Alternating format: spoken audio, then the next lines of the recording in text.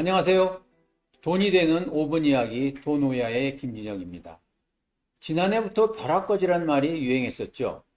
자신의 소득은 별다른 변화가 없었음에도 부동산, 주식 등 가격이 급격히 올라서 상대적으로 빈곤해진 사람을 가리키는 자조적인 신조어라고 합니다. 월급만 갖고 운영하고 재테크하지 않았던 사람들이 하루아침에 거지로 전락한다는 것이죠. 집값 급등으로 무주택자의 부부끼리 부동산 얘기만 나오면 부부싸움으로 번진다는 것이 일수라고 합니다. 작년 11월에는 부동산 매입 자금 문제로 다투다 아내를 살해하고 극단적 선택한 예도 있었습니다. 하기야 집값이 적당히 올라야 되는데 단기간에 몇 억씩 올라버리니 우울증이 생기는 것도 무시할 수 없겠죠. 집 포족, 집 구매를 포기하는 사람, 패닉 바잉, 무조건 매수하는 공황 매수. 주변 사람들이 주식으로 100% 먹었다. 옆집 아줌마는 전세 주고 산 아파트가 15억이 넘었다. 이런 소리를 들으면 절망감과 박탈감을 느끼지 않는 사람은 없을 것입니다.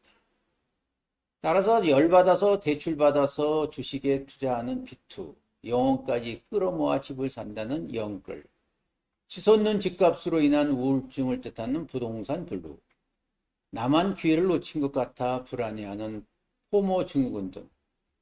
여러분, 이런 상황을 어떻게 극복해야 할까요?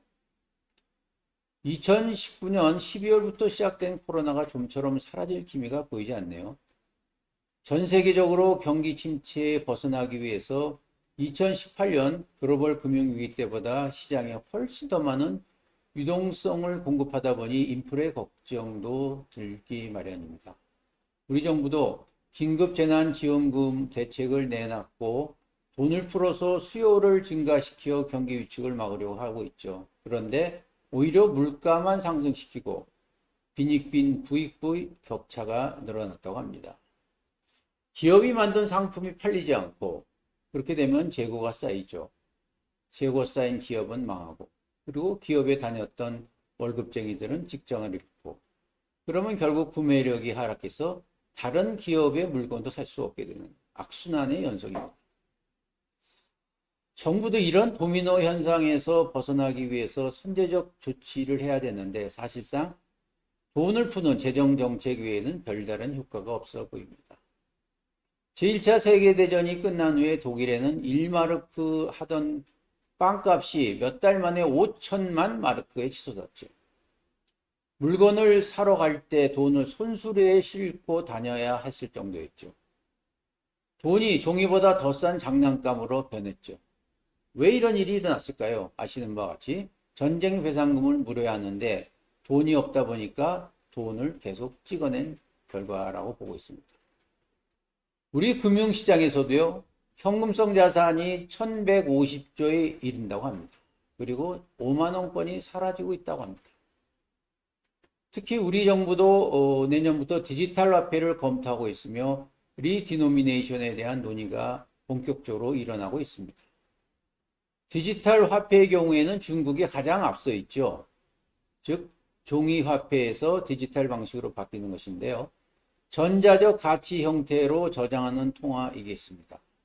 리도미네이션이라는 것은 화폐 단위에서 뒷자리 000을 이제 없애는 것을 표기하는데 예를 들면요. 10,000원을 10원으로 화폐 단위를 바꾸는 것이죠.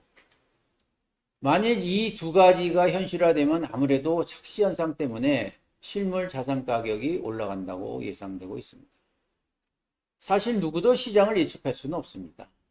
버블이 꺼진 후에야 알 수 있기 때문이죠. 분명한 것은 시장에 돈이 많이 풀렸습니다.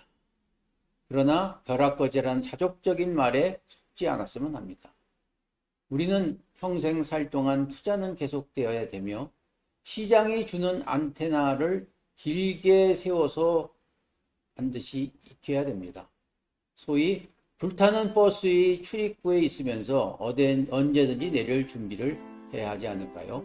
편안한 하루 되세요. 감사합니다.